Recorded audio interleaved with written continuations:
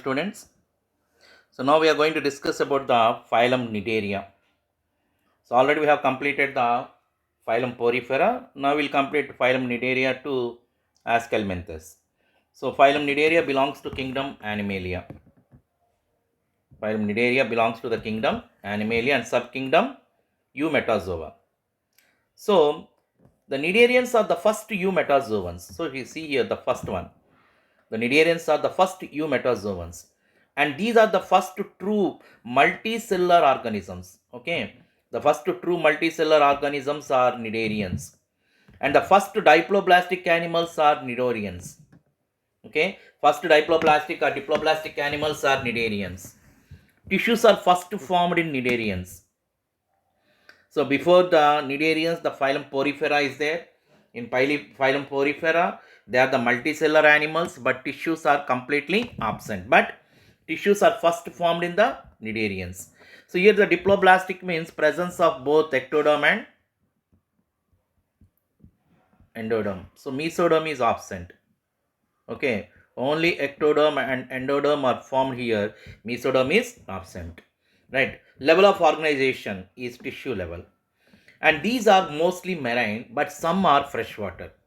Okay, these are mostly marine animals, but some are freshwater animals.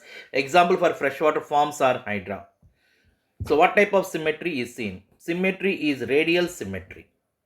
Okay, so the symmetry in Cnidarians is radial symmetry, and the term Cnidaria is due to what? From where this name has been derived? The term Cnidaria is due to presence of special cells called as cnidoblast cells. Cnidoblast cells are also called as cnidocytes. Cnidocytes are otherwise called as stinging cells. Okay, so the term Cnidaria is due to presence of cnidoblast cells or cnidocytes or stinging cells. Okay, what are cnidoblast cells? Cnidoblast cells are also called as stinging cells. Where they are present means they are present on the tentacles and also on the body. So this is one of the important question. The stinging cells are present where? That is a question. The stinging cells are present on tentacles and also on the body. What is the function of these cnidocytes? Cnidocytes helps in food capture, anchorage, that means attachment of the animal to a particular substratum, and also helps in defense capabilities. That means if any organism comes to attack this one, with the help of stinging cells, they attack them. In the stinging cells there is a poisonous substance, so with the help of that they protect themselves, right? So next one, body cavity. The body cavity is also called as gastrovascular cavity. So what is the gastrovascular cavity? So gastrovascular cavity means it is a blind sac-like central cavity. We can see here, inside here. This entire thing is the gastrovascular cavity. It is a blind sac-like central cavity is called as gastrovascular cavity. Why I am using the word blind sac-like means at one end it is closed and other end it is open. Other end it is open. So when one end it is closed and other end it is open, we call that one as a blind sac. Okay, so the gastrovascular cavity opens outside through the mouth. Okay, opens outside through the mouth. Okay, and this mouth serves as both, that means this opening serves as both for the mouth serves for both ingestion and egestion. That means the food materials are entering into the this one, and waste materials are also coming outside. Food materials are entering into the gastrovascular cavity, and waste materials also coming outside through the mouth. Okay, then we see the digestion. Digestion is both extracellular and intracellular. Extracellular means here where I am putting the circle. So extracellular means inside the gastrovascular cavity, it is called as extracellular. And after that, intracellular. Intracellular means these are the nutritive muscular cells of gastroderm. Nutritive muscular cells of gastroderm. It is called as intracellular. So it is both extracellular and intracellular. Okay, it is both extracellular and intracellular. Right? Then first which occurs? Extracellular occurs or intracellular occurs? First extracellular in the gastrovascular cavity. After that intracellular in the nutritive muscular cells of gastrodermis. Then we see the body forms. There are two body forms. So there are basically two body forms are present. They are polyp and medusa. So polyp and medusa. So the body forms are two. They are polyp and medusa. Right. So let us see the differences between polyp and medusa. Polyp and medusa means here the polyp, you can see here, cnidarian polyp, and also you can see other side, you can see the medusa form also. You can see both the diagrams here.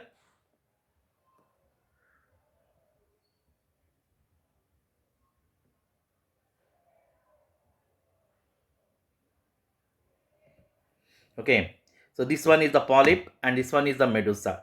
So what is the shape of polyp? Shape of polyp is, it is cylindrical, and this one is medusa is umbrella shaped. So remember that one. The shape of polyp is cylindrical and medusa is umbrella shaped. We can see the differences here. So polyp is sessile organism, whereas sessile means it is attached to one substratum, whereas medusa is free swimming. That means with this organism swims freely in the water. Then we see the body. Body is cylindrical structure which contains a long stalk. Body is cylindrical which contains a long stalk. Then we see the body. Body is umbrella shaped or saucer shaped. Okay. Body is umbrella shaped and saucer shaped. Okay. But the stalk is reduced here. Then the polyp is attached to the rock surfaces. Okay. But it is found in the open waters. And polyp is mainly concerned with feeding and also sexual reproduction. Sorry, polyp is mainly concerned with asexual reproduction, whereas the medusa is concerned with sexual reproduction. Here the sense organs are absent in the polyp. So sense organs are absent in the polyp. But in medusa form there are statocysts. Statocysts are the organs of balancing.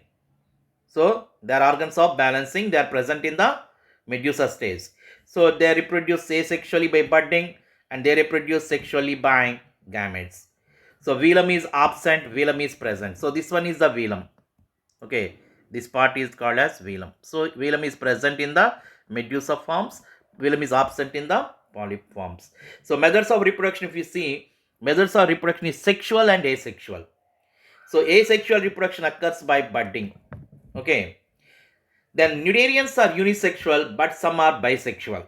Some are bisexual, like a obelia. Fertilization is external and development is indirect, and larva is called as planula larva. But whereas some species like obelia, where polyp and medusa stages are present, undergo alternation of generation or metagenesis. What is meant by alternation of generation or metagenesis? Let us see. First, the polyp undergoes asexual reproduction and produces medusa. Okay, polyp stage is undergoing asexual reproduction and producing medusa.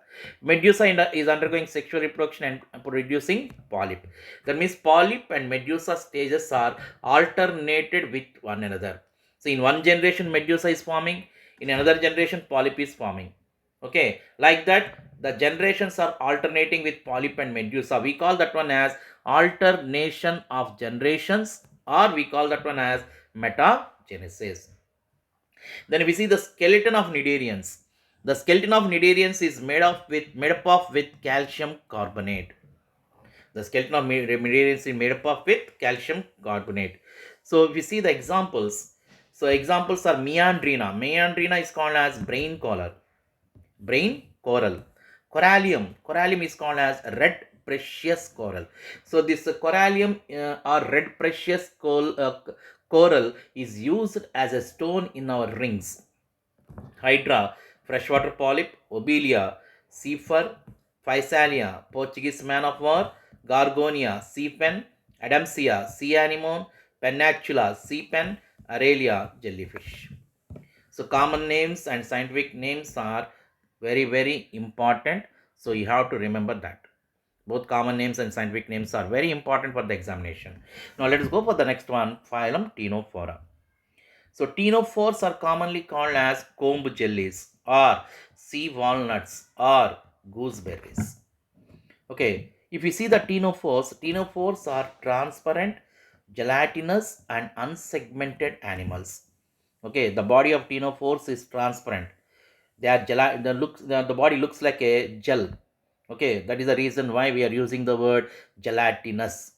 And there are no segments on the body, so we call that one as unsegmented animals. And ctenophores are exclusively marine animals. Remember that one. No freshwater forms are present in Ctenophora. All are marine forms and all are solitary and free swimming. So they live singly. Okay, they are not living in groups. They are solitary and they are free swimming forms. Level of organization is tissue level. Okay, these are also diploblastic animals and level of organization is tissue level. Symmetry is radial symmetry. Radial symmetry. So cnidoblast cells are absent. In these animals, in Ctenophora, the stinging cells are completely absent. So stinging cells are having another name called as cnidoblast cells. Okay, how do you identify ctenophores? Ctenophores are identified by 8 external rows of comb plates. Okay, they are identified by 8 external rows of comb plates. These comb plates are useful for locomotion.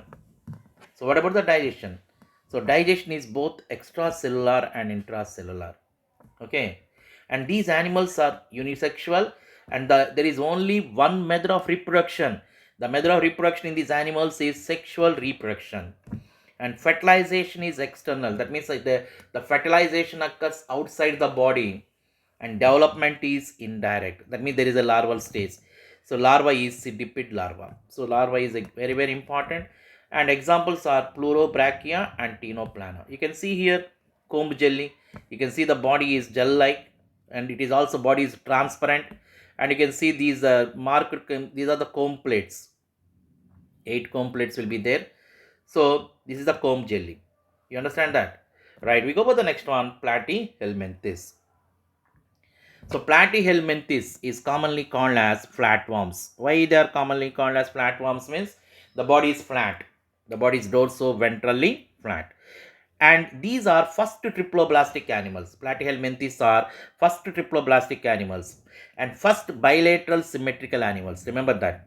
These are the first triploblastic animals and they are the first bilaterally symmetrical animals. And in these animals, the mesoderm is formed for the first time. Okay, mesoderm is formed for the first time in these animals. So due to presence of mesoderm, true muscles are formed for the first time.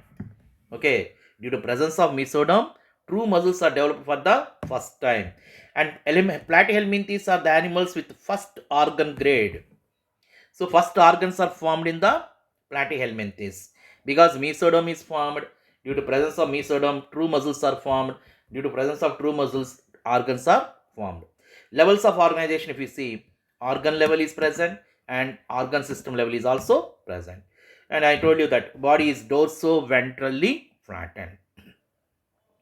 And these are acoelomates. Acoelomates means the body cavity is absent. Okay, there is no primary body cavity nor secondary body cavity. So what happened to the body cavity? The body cavity is completely filled up with a tissue called as mesenchyma. So due to presence of mesenchyma in the body cavity, we call that one as acoelomates. That means absence of coelom. Most of the flatworms are endoparasites. Okay, most of the flatworms are endoparasites. They live inside the body of the host. Then inside the body of the host, these parasites are attaching.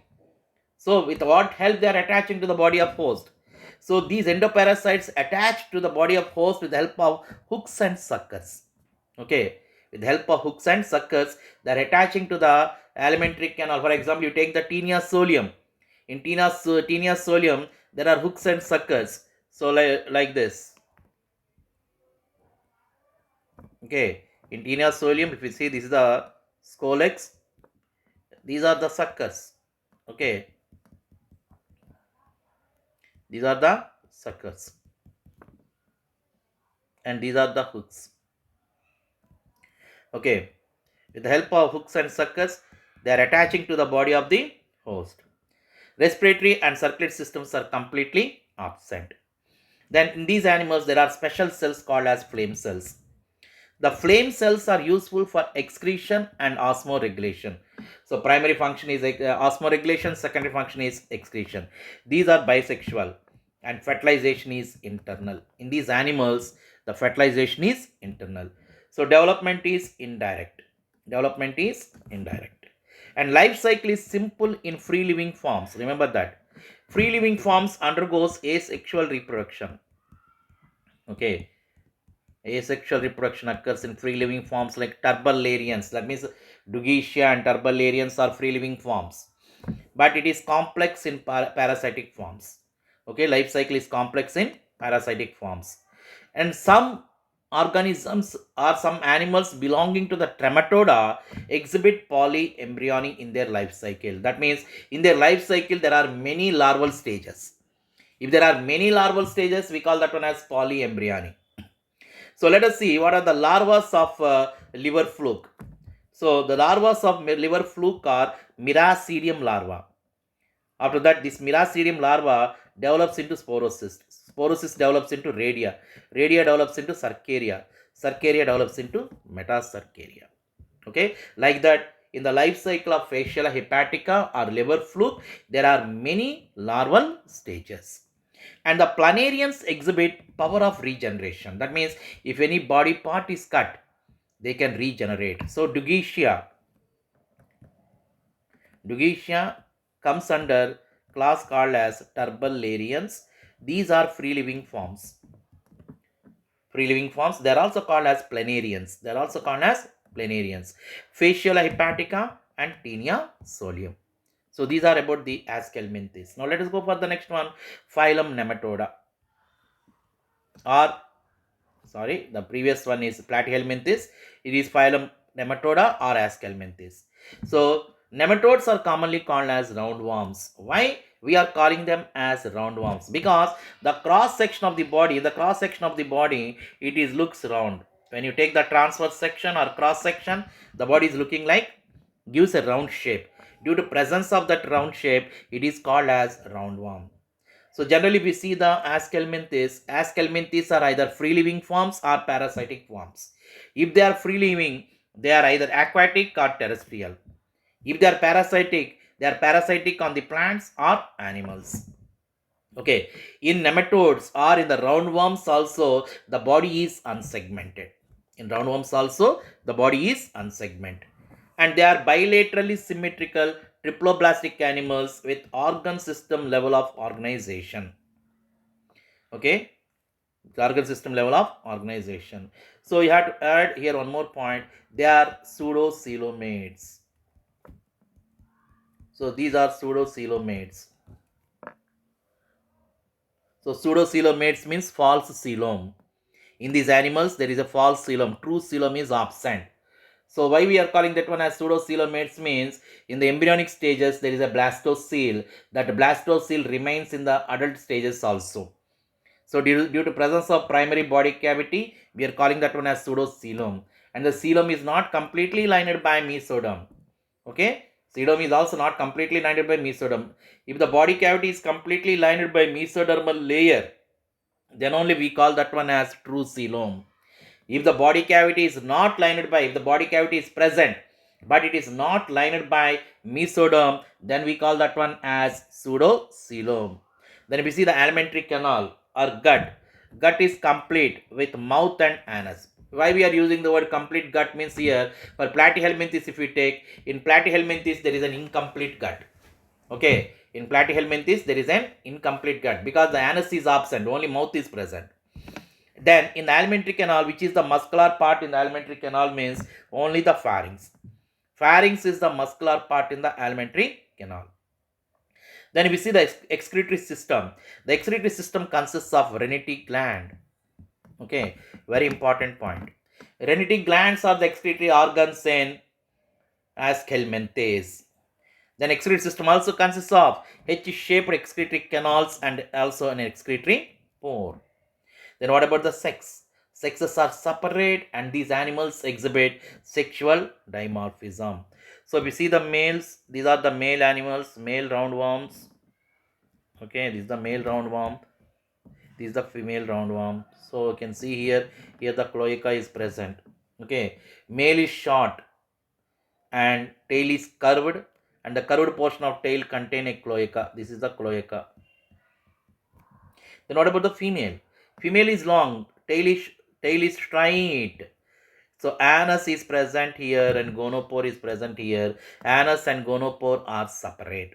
So cloaca is absent in the female. Then what about the fertilization? Fertilization is internal.